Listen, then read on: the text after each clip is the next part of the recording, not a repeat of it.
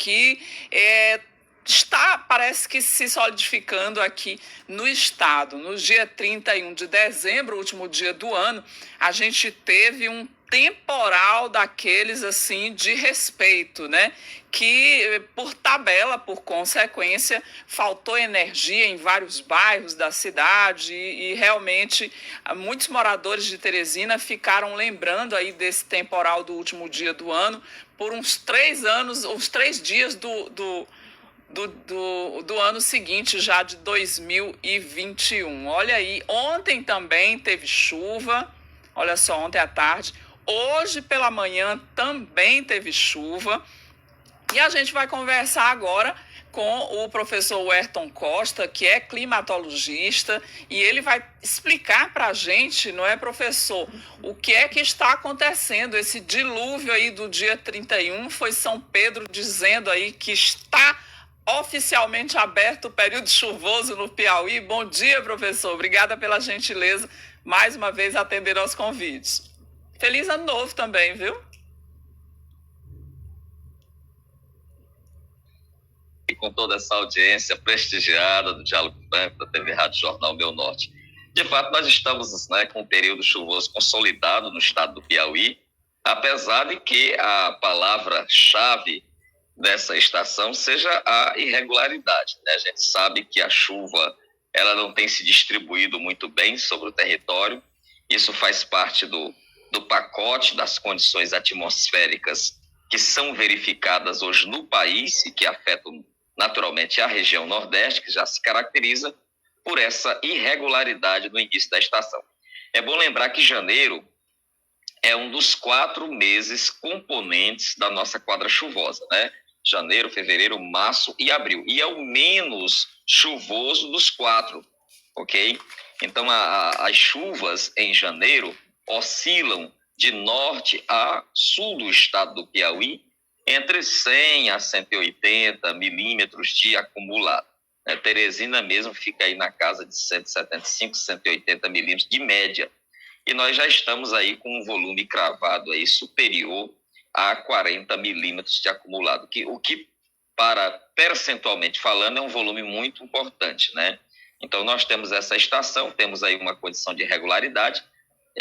Esse dilúvio que afetou, vamos dizer assim, essa quantidade expressiva de precipitação que nós tivemos na virada, a gente já tinha a previsão, a meteorologia nacional e a estadual já vinha apontando que teríamos as chuvas da virada, mas não havia um prognóstico de que o volume seria expressivo. Nem tanto foi o volume, né? Foram 38 milímetros pela estação aeroporto, 36 pelo CEMADEM, 26 pelo IMET, são volumes assim um tanto discrepantes, mas o que chamou a atenção neste temporal foi a presença de descargas elétricas, muitas descargas expressivas, inclusive descarga solo-nuvem, que é a descarga rara.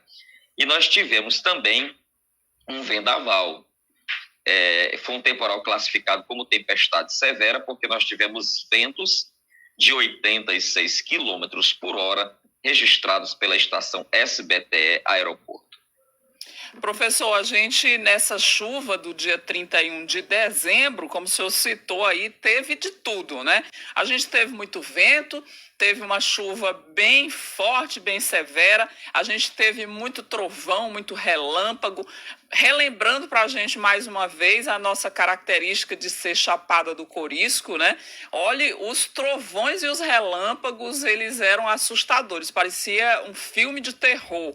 Foi uma noite de fim de ano bem diferente e que muita gente, né, professor, por consequência, comemorou aí, passou a virada de ano no escuro absoluto, à luz de velas, uma coisa romântica assim, meio forçada, né? Porque realmente o temporal ele foi muito importante, como o senhor falou, foi muito forte. Essa característica do mês de janeiro que o senhor citou, de ter, não ser uma coisa muito regular na questão das chuvas, tem uma mudança a partir de fevereiro? O nosso período se estende até quando, professor? Ótima pergunta, Eli. Na verdade, o que caracteriza janeiro é o fato de que ele faz a transição entre o período pré-estacional, né, que é novembro, dezembro, e ele ainda apresenta algumas características pré-estacionais, tipo chuva isolada, você tem uma única nuvem, uma grande nuvem, despejando em 2, 3 cidades chuvas, com descarga elétrica e rajada. E também o fato dessa irregularidade na distribuição. Chove em alguns municípios, outros não, devido ao caráter isolado. A partir do momento que a estação ela vai se consolidando, e ela vai se consolidando para fevereiro, e por que ela se consolida em fevereiro? Porque o principal sistema que transporta, que a gente usa a palavra sistema para identificar grandes corredores de ar, o vento que traz a umidade do Oceano Atlântico para o interior do Nordeste. Então, interioriza essa umidade e aqui a gente faz o resto. Ou seja, a natureza, o calor do Nordeste, as condições de pressão vão converter esta umidade, este vapor que é transportado em nuvens, em grandes cinturões de nuvens de chuva. E quem faz isso é a zona de convergência intertropical. Essa chuva forte que caiu... Oba, à vontade. Não, pois não, pode continuar. Essa chuva forte que caiu em Teresina, ela não foi produto de um sistema linear, ou seja, não era a zona de convergência trazendo umidade do mar, mas um vórtice ciclônico que antes do dia 30 estava secando Teresina e dezenas de outras cidades no estado do Piauí. O vórtice ele atuou como uma barragem, uma barreira, impedindo a entrada de umidade no estado do Piauí. Só que essa barreira trincou, ou seja, o vórtice ele começou a se dissolver em cima da cidade de Teresina. Da Grande Teresina até o Vale do Lungá. Essa chuva expressiva que caiu em Teresina, não caiu só em Teresina, a Batalha registrou ventos de quase 100 km por hora na área rural, próximo ali da Cachoeira do Urubu. Teve chuva de granizo no Vale do Lungá, teve chuva de granizo na cidade de Coivaras, aqui, no entorno da Grande Teresina. Então, foi um temporal severo, dada as condições de formação dele, ou seja, quando aquela barreira ela foi suprimida, o vórtice ciclônico ele se rompeu aqui sobre Teresina, né, ou seja, a sua borda, e aí liberou essa quantidade extraordinária de água e atividade elétrica. Isso dificilmente volta a acontecer. Poderá acontecer dentro de outro sistema. Se um novo VECAM passar sua borda sobre Teresina ou outro sistema atmosférico. Mas a tendência é de chuvas nesses primeiros dias de pequeno volume, como essa da manhã, que foi agradabilíssima, sem tempo, sem raio, do jeito que o teresinense gosta. Amanhecer com aquela temperatura, ó, não é uma Suíça, né? Mas para nós é uma maravilha. Professor, qualquer coisa que seja de 21 graus para baixo aqui no Piauí já tá frio, já tá bom. Quem é acostumado com 40 graus, né, já se satisfaz com essa temperatura. Então, agora no mês de janeiro, nós teremos chuvas mais tranquilas, como essa de ontem à tarde, essa de hoje pela manhã. E aí, a partir de fevereiro, o período chuvoso fica mais tenso, ele fica mais preocupante. Ele deve se estender até quando, professor? Bem, do ponto de vista climatológico, a gente tem chuva até ali abril, meados de maio, né, no estado do Piauí. Isso aí é a visão histórica. A meteorologia vem sinalizando algumas questões muito interessantes. A gente está dentro de um contexto de laninha. Laninha é aquele fenômeno que é o resfriamento das águas do Pacífico que favorece chuva no Nordeste. Só que nós não estamos tendo uma laninha clássica, porque o Oceano Atlântico está mais frio. E é justamente por causa dessa condição de Atlântico mais frio que o nosso período invernal, que na verdade é um verão, né, verão chuvoso, ele está sendo bastante irregular. Essa é a causa da irregularidade. Então, janeiro vai ser um pouco irregular, nós vamos ter veranicos e vamos ter outros VECAMs. Fevereiro existe a perspectiva matemática, estou falando de uma perspectiva, né, uma previsão de regularizar, de tal forma que não tem escapatória. Março é o mês mais chuvoso da estação e quando acontece a regularidade da estação, o que é que a gente presencia? Chuva generalizada em todo o estado do Piauí. Okay? Então, a gente pode esperar uma normalização desse fluxo de chuva a partir da segunda quinzena de fevereiro, que é uma tendência climatológica e também a meteorologia está apontando, e a gente ainda pode ter boas colheitas, os cerradeiros já estão plantando, vai chover bastante ali na calha do Parnaíba, na divisa com o estado do Maranhão, e também tem algumas chuvas boas reservadas entre a bacia do Puti e a bacia do Lungá.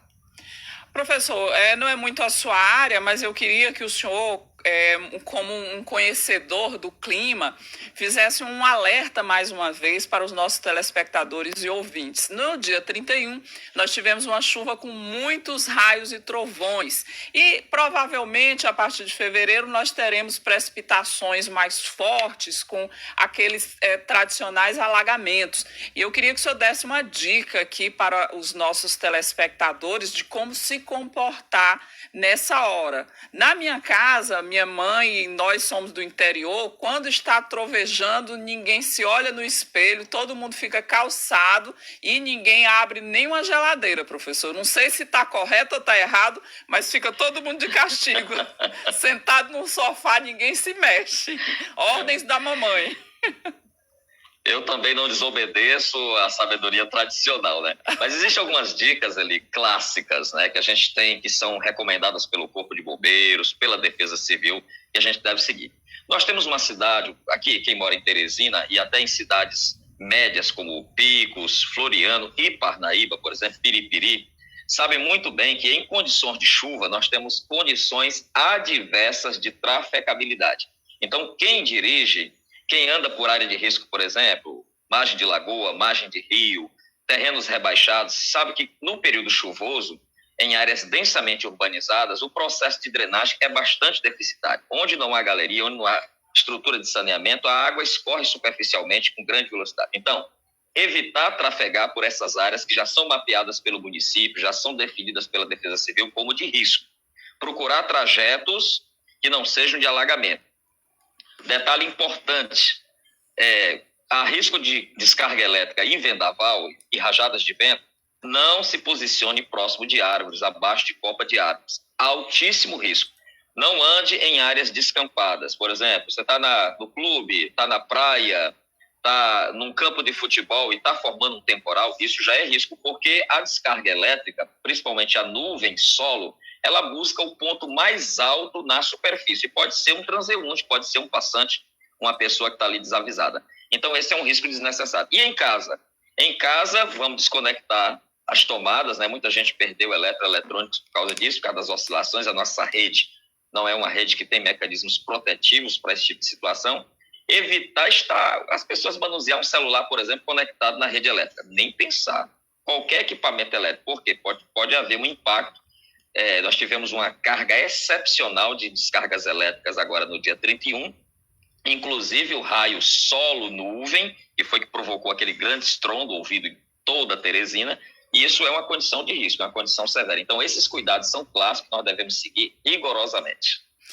Isso aí, professor. Eu esqueci de mencionar que entre aqui os mandados da mamãe, a dona Conceição, na hora da chuva também ninguém pega em celular.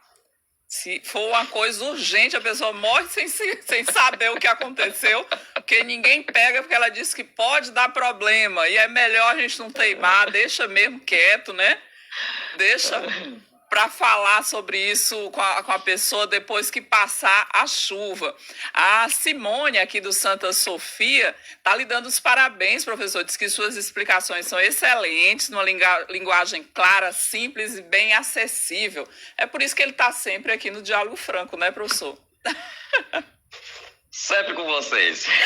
Obrigada, professor, mais uma vez. Feliz ano novo. À disposição, querida. Que a gente tenha um período chuvoso que possa ser muito profícuo nesse ano, né? Que o ano passado foi tão difícil para nós. Pelo menos uma chuvinha bem calma para nos alegrar aí nesse mês de janeiro. A gente agradece mais uma vez aí a sua participação e lhe desejo um ótimo dia. Reitero, feliz ano novo a toda a sociedade piauiense e que tenhamos uma ótima temporada chuvosa.